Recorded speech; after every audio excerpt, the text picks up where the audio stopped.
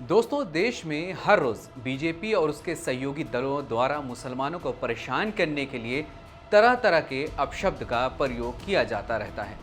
उन पर अलग अलग तरह का आरोप लगाकर उन्हें परेशान किया जाता रहता है। कभी लव जिहाद, कभी लैंड जिहाद, कभी वोट जिहाद, कभी थूक जिहाद। अब मार्केट में एक नया जिहाद लॉन्च हुआ है जिसका नाम शिवसेना शिंदे गुट के वरिष्ठ नेता संजय निरुपम ने हाउसिंग जिहाद रखा है। जी हां, आपने सही सुना।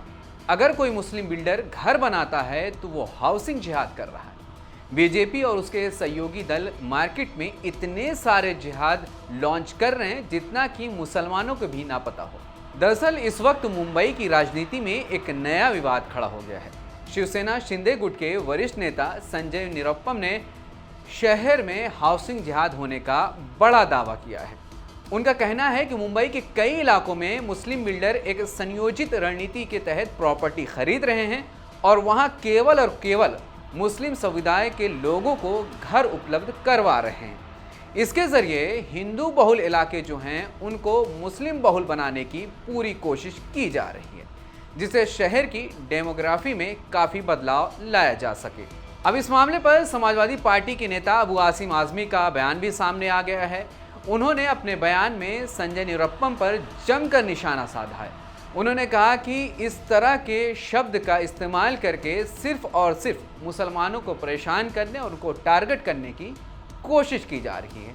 उनको परेशान करने की मुसलसल इस तरह के अपशब्द इस्तेमाल करके कोशिश की जा रही है। शिवसेना शिंदे गुट के संजय निरुपम ने कुछ दिन पहले मुस्लिम बिल्डर्स को हाउसिंग जिहाद, यानी मुस्लिम बिल्डर अगर बिल्डिंग बना रहे हैं तो हाउसिंग जिहाद मतलब क्या हो गया, यानी हर चीज़ में मुसलमानों को टारगेट करना, इस तरह के स्टेटमेंट। और अभी जो चल रहा है वक्फ बोर्ड का, तो मुस्लिम पर्सनल लॉ बोर्ड ने कहा कि अगर इस तरह का हुआ तो हम शाहीन बाग जैसा आंदोलन पूरे देश में खड़ा करेंगे।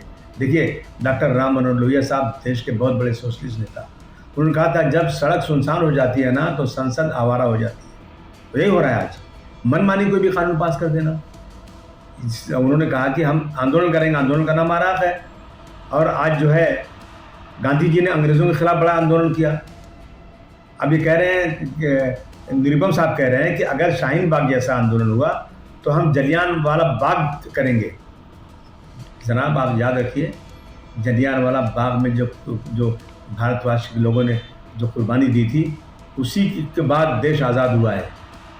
और हम जो है, हमें पूरा का पूरा हक है हमें देश में आंदोलन करने का। ये वक्त की ज़मीनें हम अल्लाह के नाम की हैं। इसमें कोई भी ऐसी चीज़ होगी अगर कि वक्त ज़मीनों को ख़तरा पैदा होगा तो हम उसके ख़िलाफ़ सड़क पर जाएंगे, चाहे जो भी हो जाए उसका नतीजा आंदोलन ज़रूर करेंगे। दूसरी तरफ हर चीज़ को मुस्लिम हिंदू से देखा जा रहा है। अब जो है मल्हार सर्टिफिकेट होगी।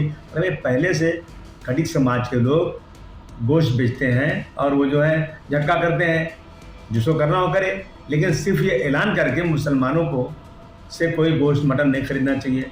मैं सिर्फ एक ही बात कहना चाहता हूँ, आप जो है ना, झटका वर्सेस हलाल आप चेक कर लीजिए, आप तुलना कीजिए। इसको हिंदू मुस्लिम करने की कोई ज़रूरत नहीं है।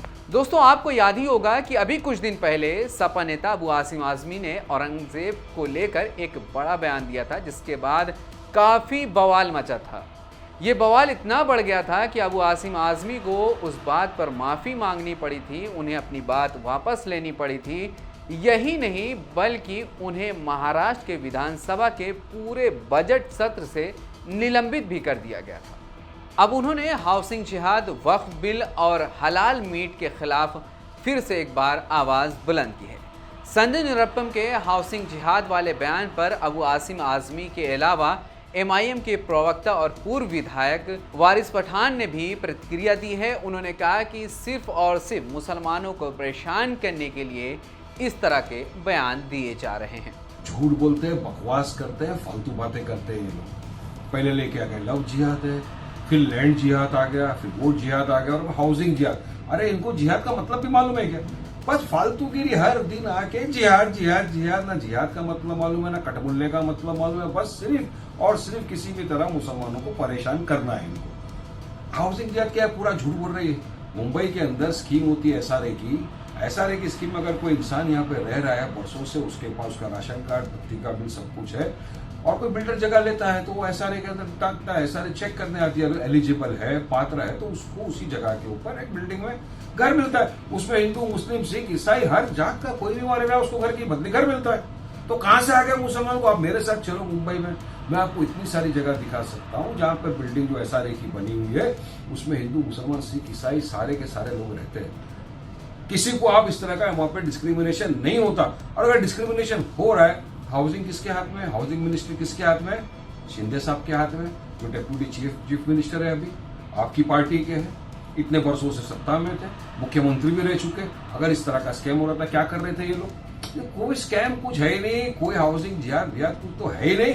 ये सिर्फ और सिर्फ मुसलमानों के खिलाफ अनाप शनाप बकवास करना है, एक समुदाय को टारगेट करना है, रोज कुछ ना कुछ करो, पब्लिक का जो ध्यान है उसको मेन मुद्दों से भटकाओ। पब्लिक सवाल कर रही है, लाड़की बहन में कितने लाखों महिलाओं को उन्होंने कट कर दिया, सवाल करा जा रहा है उसके ऊपर। युवाओं को बेरोजगार युवाओं को रोजगार देना था, 2 करोड़ अब तक नहीं दिया। डेवलपमेंट, विकास की कब बात करेंगे? सारे मुद्दों पे सरकार फेल हो चुकी है, तो इनके पास लास्ट में एक ही मुद्दा बचता है, मुसलमानों को टारगेट करो, अनाप शनाप इस तरह की बकवास करो, विदाउट डेटा, विदाउट एविडेंस, इस तरह का प्रेस कॉन्फ्रेंस दो, मीडिया में आ गए, वाहवाही हो गई, घर जाके सो जाओ, इससे ज्यादा कुछ नहीं करते।